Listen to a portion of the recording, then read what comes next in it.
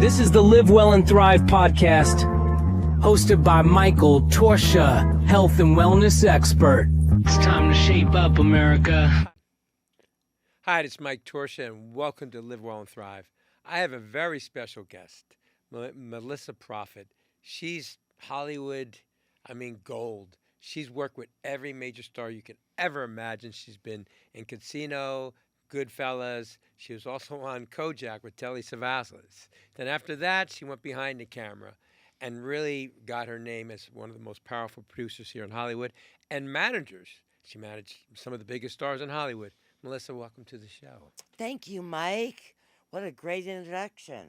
Well, you deserve it. You're Hollywood gold, you know. I almost believed you. I was like, God, she sounds like a really exciting guest. I'm just teasing. So you were Miss Hollywood and Miss California. I was Miss Hollywood, Miss California, and Miss Los Angeles. Wow. And I was the third runner-up in the Miss USA pageant. My mom got me started with all that when I was young. Wow. And then how did you roll into the Hollywood industry? Well, it happened for my dad was in the music business. He was Johnny Prophet, the Johnny singer. Prophet, Oh my the God, singer. yeah.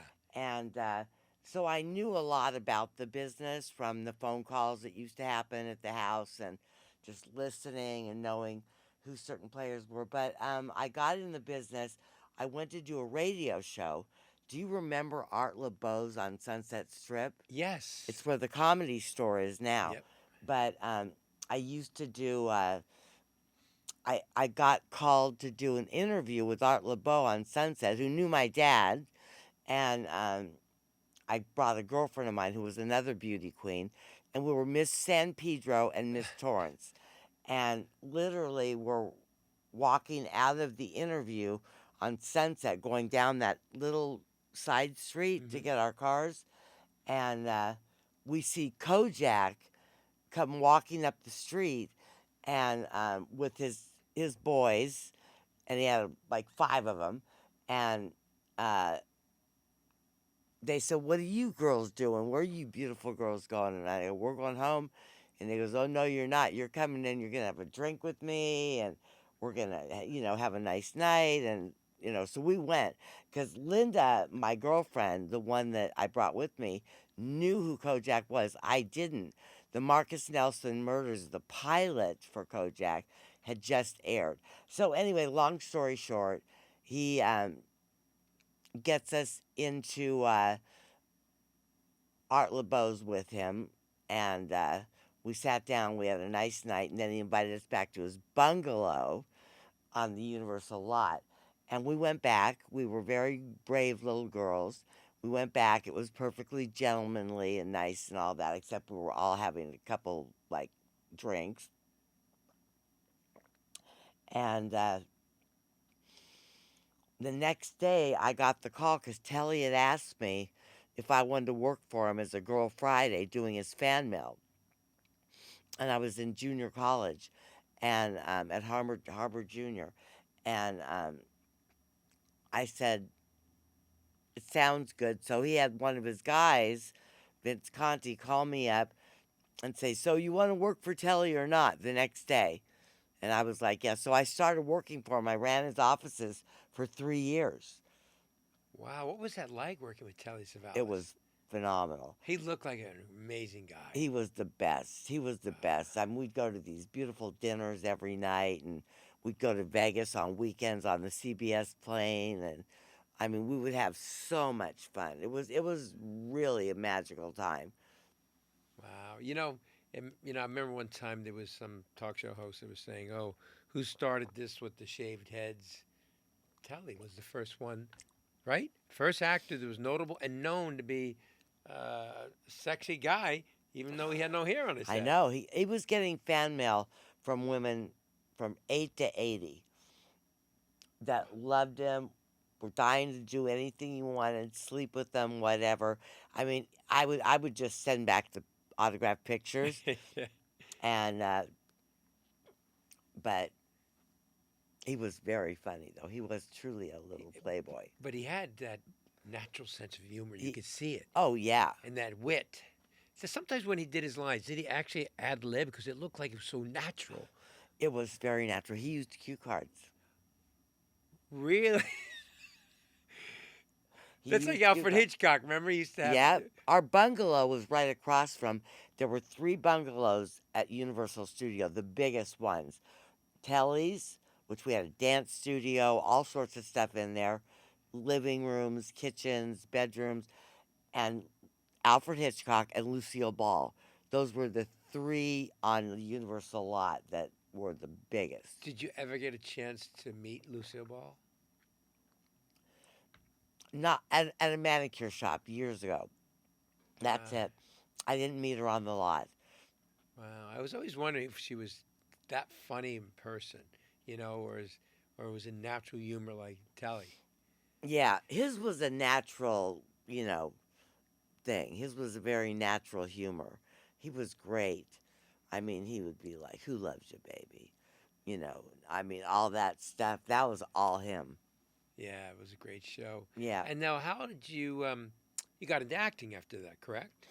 He directed a movie, and he gave me a role in it. It was called Maddie, which they changed the title of to I forget what it's called now. But I played a college student hooking her way through college, and who turned into a devil by the end of the movie. It wasn't a big role, but it Right. was, and there were like 5 of us. There was Priscilla Barnes, Debbie Foyer, Lisa Benson, uh, Linda Carr, the girlfriend that came with me to Art LeBeau's, and a couple others. So it was like a group, and they dressed us beautifully in these devil's costumes. You could see through them, but they were so elegant. It wasn't trashy at all. Wow, that's great. So, after you did that, that gave you the bug to do more acting. My mother was the one that wanted me to do the acting. It was her. She's the one that had the bug. Because I was very happy behind the scenes. I just thought I did so much better behind the scenes, and I enjoyed it more, and a little more power. You had no power as an actor or actress. Yeah. They just do what they want. Now, what was it like being in Casino and Goodfellas? That must have been Oh, incredible. those were great. They were just great. I loved Goodfellas was Joe Pesci called me up and he said, because he knew I was in New York, and he said, "I want you to go meet Marty. They're looking for some girls to play the Italian wives in Goodfellas." And I said, "All right." So I went and I actually met Ellen Lewis, the casting director, and she took some videos of me and some what did you get a picture of me? Um, so some videos and stuff like that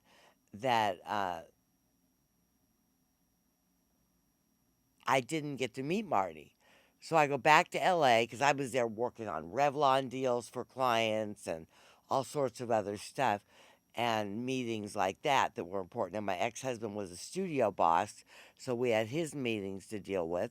And it was just great working with Joe Pesci and Lorraine Bracco and Robert De Niro in both of those movies. Frank Vincent and, some of the greats, were there. And I really loved working with them. We had some really funny times. Even Sharon Stone was fun to work with. That's great. Paul Savino was a very dear friend of mine, Oh, he's a great guy. and on Sunday nights, he would cook at his place and invite only his close friends over. I gotta say, he made a mean sauce, and just like in Goodfellas, when he was in prison and they were cooking the Oh, he sauce, and he shaved. takes the razor and just shaves the garlic thin so it melts into the oil instead of burning, because if it burns, it makes the sauce bitter. And all that was ad lib. He asked Marty, he said, "Listen, can I run with this?" That was all him. Right. That wasn't on the script. Marty allows people to be themselves. He's a great little, like, you do a rehearsal and then he wants to marry something that came up in it. No, no, no, we're doing it that way. We're doing it that way. Yeah. I mean, and he loved Paul. He loved Paul. Paul was a great guy. Everybody loved Paul. Yeah. You know, he was an amazing tennis player. We played, Was he? yeah, we'd play tennis on the weekends. Powerful, really powerful man. You know, he had that height, you know, stature, but when he would just, I mean, the way he would slice the ball, the beautiful serves and the cross court, it was amazing to see this monstrous man, like like a silhouette, like a jaguar going across court. He Right. moved so gently for a big, powerful guy. You know, he's a great Yeah. tennis player. Right. You know, and but he would share all these funny stories, what it was like making movies with great actors like you have, and I found it so captivating. You know, Yeah. they had all fun. It was like a family when you were doing a movie. You Yeah. know? Opposed to today, it's much different. It's so You different know, it's today. changed. So now you're managing that right now, Yeah, I've been managing since for a long time. and Joe Pesci's one of your clients. Yes. And so, what is that like? He looks like he's hysterical to be around. He is. He's very funny when he wants to be, and he's also very serious. Um, he doesn't say yes to a lot of projects. I mean, he passes on everything. Makes me crazy because and I always tell people I am Joe Pesci's manager, but trust me, he manages himself. Yeah. All these decisions are his, and no, he's a a really great guy. He's very loyal. He loves his family and his friends and stuff like that. Um, it's a lot of fun when he does work because it just opens the floodgates for about 90 people that are in his camp that start working and making money, Yeah. and it's just one yes and it's over. But he says no, like today we're turning down a huge campaign. It's just not enough money, and they don't even know yet that we're passing. When is this air? I would air in about 2 weeks. In about 2 weeks, it'll be It's Rolex for Academy Awards. airing. Those are great watches. I know. Yeah. So, what was it like to work with like Bob Evans? I mean, Oh, he was the best. Nobody's better than Bob. Nobody. he looked like a brilliant, brilliant He businessman, and was filmmaker. brilliant. He was so brilliant in so many ways.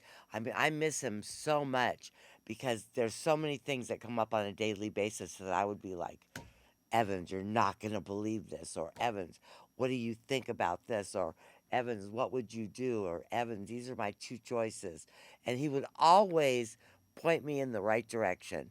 And there was nothing that I ever called him with that he said he had experienced everything.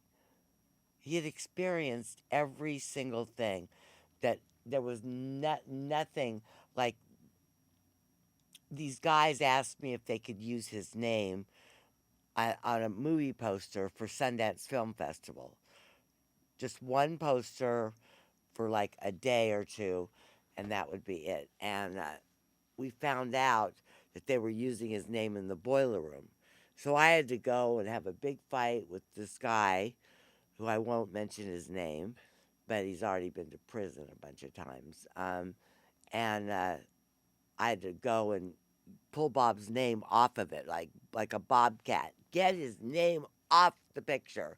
Because Wow. people love to use his name because of The Godfather and Love Story and Chinatown and, all of True Grit and Rosemary's Baby and Harold and Maude and, all these incredible movies, that he did. And, but when I went to him, because I was scared to tell him, because it came through the guys that I put in that I said, let's help this guy out, Yeah. throw your name on this. And it was just, he already had been there, done that, had the t-shirt, the sweatshirt, the hat. Like his name had been used by a bunch of other people over the What a years. shame. Yeah, just users and taking advantage of him. And he was just the greatest human being, and he loved work. He was obsessed with development and projects and work and stuff like that. Even as he got older, he worked till his last breath. Wow. Yeah, it's what a shame he passed But a away. great guy, big playboy. He loved the ladies, and the ladies loved Bob. Yeah, he seemed very charming. I never had the pleasure of meeting him. Oh, One time, I had a friend that said, "Hey, Bob's putting together a tennis match. Can you fill in because someone right. dropped out?" And I couldn't get there in time, and I regretted not changing it because to play tennis with him, to actually meet that man, I know. oh, it would have been amazing. I know. He gave up tennis later on in life when he got older, and it killed him. Yeah. He really, and he would have Daryl on the tennis courts, his tennis pro. Do you know Daryl? No, I didn't know Daryl. And Daryl would bring in all these major players that he would coach, and they would all come in and meet Bob and talk to Bob, and he was always so thrilled. Yeah, I made a lot of great friends playing tennis, I'll bet. and it's like a family. We all get together. We go to dinners. We have brunches. Because you build this bond. Right, Especially tennis, because you can hit balls sometimes and not have to be very aggressive in a game, right, and just have a conversation. right. And I found it was a very useful tool to even do business with some people. And they tell me they play tennis. I go, why don't we play a few sets tomorrow? And it's amazing how you can do business just like people do on the golf course Right. at tennis. I know. That's what my ex-husband and we had a company together, Baumgarten Profit Entertainment, and he used to go out and he used to bet against the studio executives because I couldn't get an increase on a client on a series called Northern Exposure, and he was golfing with Peter Tortorici that day. He was an executive at CBS, and he said, "If I get this ball in, you'll give Melissa the increase for Cynthia." And he said, "And if I don't get it in, you won't give it to her." And Craig came home and he said, "We got the increase." I love it. That's Yeah. great. Yeah. And Stuff like that was fun. and you also I read that you work with Peter Guber, John And Peters. yes, at Barry Cross. No, that was Peter. That was all right. Peter, Barry Cross, and Peter Asher. Okay. I worked for Okay. too, and they had like Linda Ronstadt, Little Feet, and what's his name? The great one. I can't remember his name right now. Singer. And they had some great acts there. That was the first company. But then Jeff Walls, who was the guy that was the boss, but Peter Gruber and John Peters were the bosses overall because the money came from Columbia. Not Columbia, the country, from But the Columbia studios, Studios. yeah. The money came from Columbia. I just want to sound so sick. But no, they were great guys. I didn't have a lot to do with Peter, but John would have me come out to his beach house in Malibu and fill him in on stuff like that and bring a couple pretty clients out there. Yeah, I hear you. I remember I brought Tawny Katane out. So funny. You remember Tawny Katane? Yeah. White Snake and all that? Bachelor party. And she was a client, and he ended up buying her some beautiful jewelry and stuff like that. But most men would call me if they were dating Tawny and go, "Help me," because she was such a shopper. Oh boy. So, especially now in the press, there's always these big stories about celebrities having these wild parties. Yeah, But I remember when I first came into town, there was some crazy parties many years ago. So when I saw the Sean Combs and parties and all Yeah. that stuff, that's been going on for years. for years. Years. It's no big deal. I know. The sex parties, the drugs, I this, know. that. It's not. They're acting like, oh my God. I know. But Fred Astaire and all those other guys, uh, Cooper, All you of name them. Yeah. We're out partying and estates and drunk and high and who knows what was going on. So You're so right. I'm like, why are they making a big deal about this? It's been going on since Hollywood began. I know. I know. I know. It's the same with me. When I got to Hollywood, I mean, Hefner's parties were banging. Oh yeah. I mean, they were just the best parties, that he had and stuff like that. And he, there was the after parties of Hefner's parties where the real pretty girls got to stay later, and then they'd all start hitting on you and stuff like that. But I never went for it. I just stuck around long enough to stay out of trouble. Yeah, well, I was also good friends with Jimmy Kahn and Jimmy was there at Hefner's mansion a lot. no, he got me in, and I couldn't believe some of the things I saw there. But the women were absolutely Beautiful. magnificent. I know. I mean, elegant and I know. classy. You know, not what people think. They were beautiful outfits and the flowing hair, and everybody was so happy. You know, in the grotto there and everything. Everybody was just having fun. I know. You know, and they do these documentaries trying to slam how horrible it was. Everybody was happy. Did you see what those playmates did to Hefner last year? Yeah. I thought it was terrible. Disgusting. I mean, I was around, because I did Playboy magazine. I did 9 pages, something like that. It was a diary of a Hollywood starlet, they called it. It was great. Wow. And very classy. And but I would also book actresses in his Playboy movies because he had a network that I were, remember. with George Hamilton and Yeah, George is cool. yeah, Tawny Katanian. She would get those movies with George and stuff like that. And let's see, Kim Delaney did one.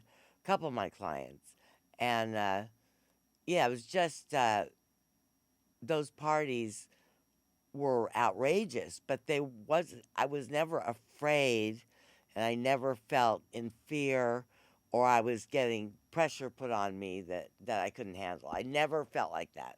Yeah. I remember many of the parties up in the hills that I went to. Magnificent houses. Yeah. Beautiful views. Everybody was cool. There was never a problem.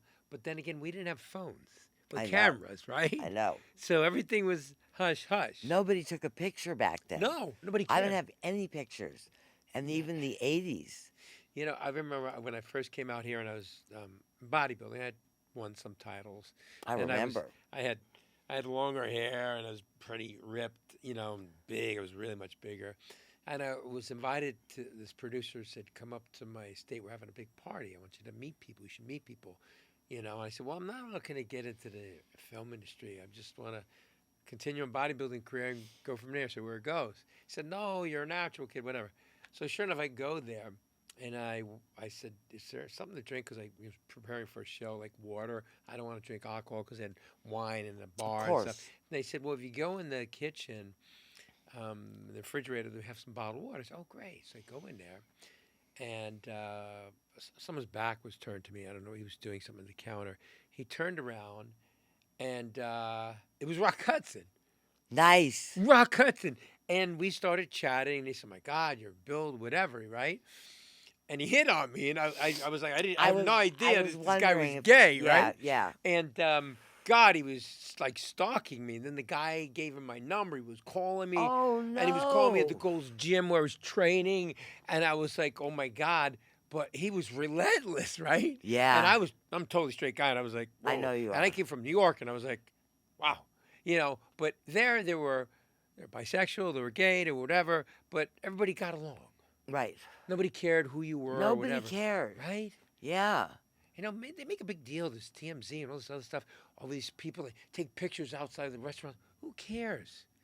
I see them as my friends. Yeah. I mean, I traveled all over the world with Keith Urban, Nicole Kidman, Oh, Al wow. Pacino, Matt Damon, Sinbad, Roseanne. I trained with all these different actors. Lionel Richie is different. All these people, Wow. my friends. Frank Stallone loves you. And Frankie, he's my best friend. He loves him, you. He's He the loves best. He's you. family. He's my neighbor. I know. We go out all the time. I Dantana's, know. Craig's, everywhere. He's always got you on his Instagram. yeah. Me and my best friend Mike Torchia. Yeah. He's a solid friend, man. It's rare to have here in this town. Have Yeah. a friend like that's got your back. He does. When my He's mother, been a friend of mine for years too. I know he shared with me. Yeah. He's the one who connected us. I know. Finally. I know. But when my mom many years ago, she was very ill. She had a bad heart, and she was in her 90s. Frank called me every morning. How's your mom? He Came loves over. The day she died, he was in my house like 4 minutes later. Swear to God, hugging me, Mikey, I'm here for you. Friends like that, you got to treasure.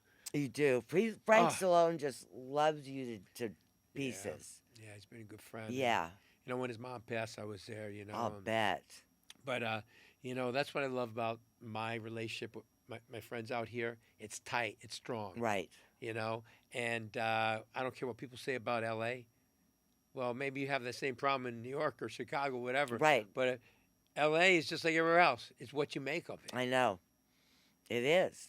And there's such really beautiful people in the industry. Not everybody's creepy. Not everybody's a liar. Not everybody. Not everybody, but there's a high percentage. But you have to just be precautious. And you have seen everything. You could smell it a mile away. Yeah, I saw some stuff in the 70s when I was a really young beauty queen, and in the early 80s.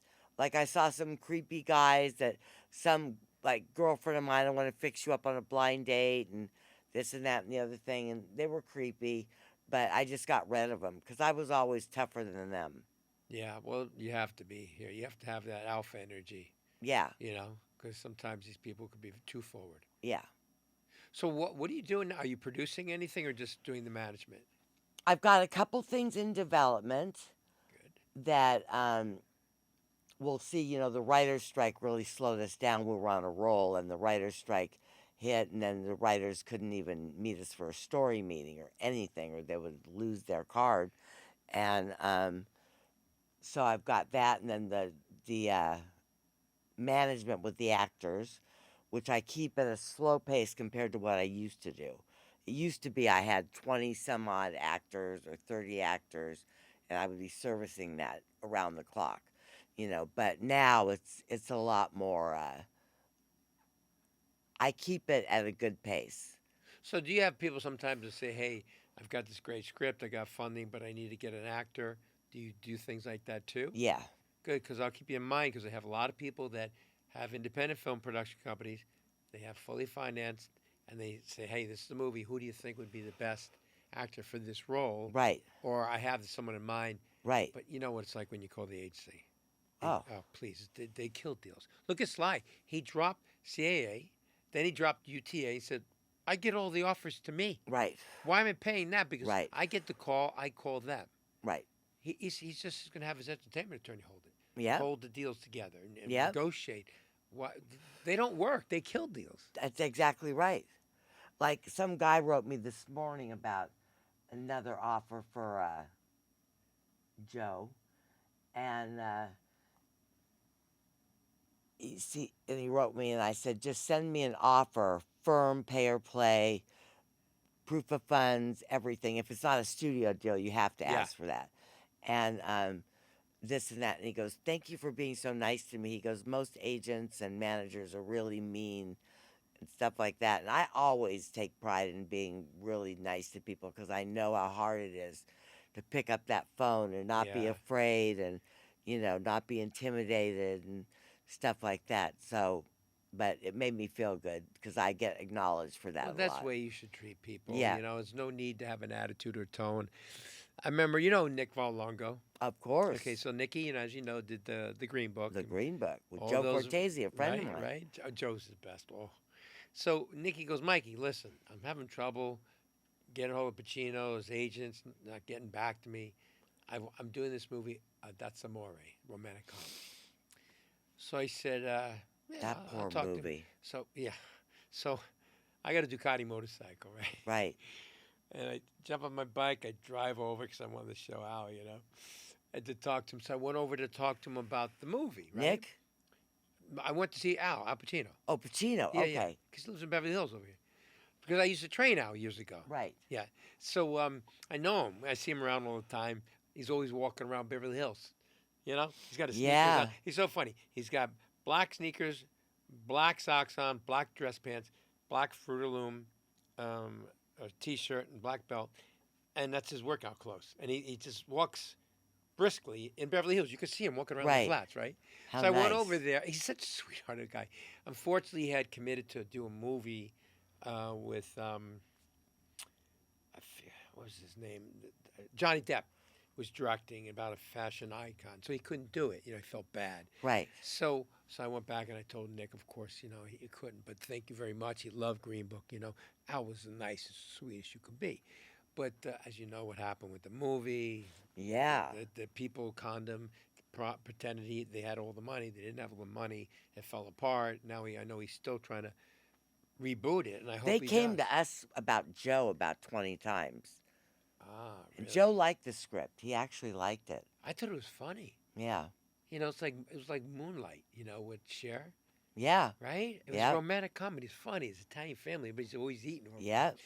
But yeah, it's just a shame it didn't come together because he's such a. I felt so bad for Nick. Yeah, me too. So bad. I represented his brother Frank. Oh, Frank. He called me 2 days before he passed away. I was always talking to him. Right. I said, Frankie, stay off that shit. Stay Yeah. away from it. But, Yeah. things went, movie got shut down. He got emotional. Of course. And you know what happened. But it's so sad. He was a sweetheart of a guy. Sweetheart. His son, he had all these things going on I in his know. life. He was just getting his life in order. He was sending me pictures of him because he was Working out again. That's yeah, I got him right. some protein powder and other things that helped him put on some muscle, Yeah. And he was a hell of a guy. Oh, A great guy. salted I earth. loved Frank. I was devastated when I heard he passed away. So was I. And the couldn't- way he passed away. I know. Left on the side of the street like that. I know. It's just terrible. Terrible. But, I know Nick is still, hurting. I somewhere know. inside. I know. I stayed in touch with Nick for a while after Frank died. Just telling him funny little stories about what his brother said about him or how much joy he got from being Nick's brother and, stuff He was like so proud of Nick. He was so proud of him. And when I see them together, typical times, they're always breaking each other chops, you Right. know? But they Yeah. love each other, Love each other. So... And Nick was like the dad. Yeah, he was. He was. Nick was like the dad, and Frank was like the son, the naughty puppy. Yeah, but you know what? He lived his life like he wanted. He had a lot of fun. He Yeah. told me. He even said, Mikey, if I die tomorrow, I had a full life. He always used to say that to me. So, sometimes people, you never know how their life's going to end, how quickly. So they're enjoying every moment. It's like the last day, I guess. Yeah. But He had just moved back there to be back east again. He'd been out here for a really long time. yeah, he Yeah. just said, I'm getting my life in order. This movie's going to come along great. And all of a sudden, then it went upside down. And he took it so personal. I know. He was hurting over it, and then that's when the devil comes out of people's minds and soul. They just that darkness, Yeah. Drugs Yeah. are so terrible, The worst. Years ago I used to have a glass of wine or whatever. I don't even drink anymore. I don't have the desire, Yeah. I say, because you understand, it's not just alcohol; it's the sugar. I know. That's what causes plaque in the arteries throughout the body. It's just, it's poisonous if you drink too much. Occasionally, it's not going to be that bad, but if you do it every single day or Right. large quantities at once, it's detrimental to the body. Yeah. If you want to be more youthful, because look at all the rock stars, how horrible they look from all the alcohol, all the drugs. Their faces age so horribly, rapidly, So that's why I tell people, if you're more concerned about looking, being more youthful, cut out the alcohol. Get rid of it. Cut out this vaping. Oh, Vaping is so bad for you. vaping sucks. Yeah, because you got to remember, just inhaling hot air damages the lining of your lungs. Just hot air. Now you're using some coloring, these dyes, and the chemical gets saturated into the lining of the lungs. You can end up causing damage to your lungs, possibly cancer and other things that can come from it. And even if you're marijuana is mold, Right. So you're inhaling hot air with mold into your lungs, and you're going to be surprised that you got lung cancer, I know. throat cancer. Right. So I tell these kids, you think it's cool? Wait till you get to be my age. You'd be lucky, Yeah. to be feeling good. Because I like the fact I get up every morning, 7 o'clock. I do not look at, I don't have an alarm. I get up, I glance, the clock on the wall says 7 o'clock. It's like that Groundhog Day. Remember the movie? Bill Yeah, Murray? of course. I get up 7 o'clock. every day. I do too. And I like that. My body, it wakes up at a certain time. I like to go to bed at a certain time. And it's like the clock is right. The chemistry in my body's right. But I pulled out all the negative people, the negative things I watch on TV. Because the worst thing you can do is watch the news. You see all the shit about the devastated fires, all the shit before you go to bed. Because then it's replaying in your mind like a tape recorder, right? So I try to watch comedies and things that make me smile. So when I go to sleep, I sleep like a baby. Nice, exactly. So I plan different things to make sure I set my mind in a positive way. Don't get me wrong. Maybe during the day I watch a little bit of news because I want to be aware of what's going on. Of course. But you don't want to watch anything that's violent or bad or negative. At night, right before you sleep, right? Not. Then you're like this. Yeah, I couldn't handle it. I mean, if it was nighttime negative stuff. Well, I got to say, Melissa, this was so much fun. Thank you so much for having me. You're welcome. And let's start working together. I'll bring some projects to you for your clients. Great. I would love that. I love working with good people that I can trust. Yeah. Right? Yep. And Frankie called. He apologized. He couldn't come by. He was going to try to come by today. Oh, he was? Yeah, but last minute he said, please send him my love. All right. Please send him my love back. Tell him I love him. I will. And tell him I said thank you for being the booker. He's the booker. He was persistent. When we were at Craig's, you have to have Melissa, come on. He said, I'm going to call her right now. Yep. Right? And then he called you. Yeah, he did. And I agreed to it. And then you called me and confirmed it. And I go, this is definitely on. And it's so funny is Craig is going on next. He's coming in a few minutes. Oh, he is? Yeah, he's coming on. Yeah. Oh, how nice. Yeah, Well, that'll be a good interview. Yeah, because he's going to share how he first started at the Antennas and how Craig's became Craig's. How wonderful. Well, let me get out of your hair. Well, let me wrap it up. All right. Thank you for watching Live Well and Thrive. Remember, we need your support. Please subscribe. And if you have anybody you care about, please share this episode. Melissa's story is so inspirational, and it will truly help someone that's pursuing this industry, the film industry. Thank you.